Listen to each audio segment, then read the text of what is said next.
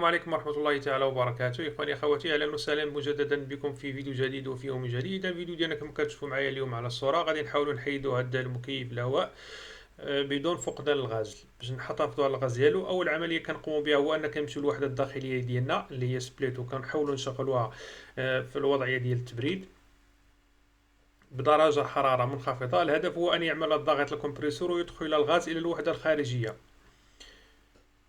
يعني من بعد فاش شغلناه كنمشيو للوحده الخارجيه ديالنا كما كتشوفوا معايا، كتحتوي على واحد جوج ديال الانابيب. كاين الانبوب الرفيع اللي هو ضغط منخفض اللي هو من الفوق، وكاين الانبوب السميك اللي هو غليظ هذاك الضغط المرتفع.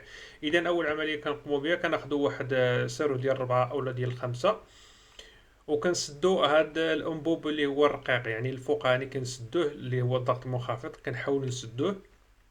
يعني نقوم باغلاق صمام الضغط المنخفض الانبوب.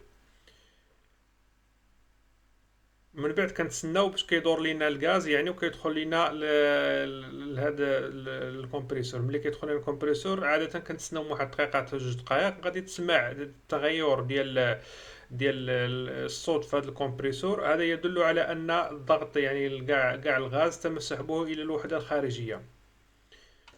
من بعد فاش غادي تسمع الصوت ديال هذا الكمبريسور ديال برا يعني تبدل تغير، غتسمع بحال الصوت ديالو النغمه ديال الصوت ما بقاتش كما كانت في الاول. سنقوم بإغلاق هذا الصمام. يعني من بعد غادي نسدو هذا الصمام تا هو ديالنا غادي نسدوه، وبهذه الطريقة غنكونوا قد احتجزنا كل الغاز داخل الوحدة الخارجية كما كتشوفوا معايا. من بعد فاش سمعنا التغير ديال الصوت ديال هذا الموتور هذا كنسدوه هنا،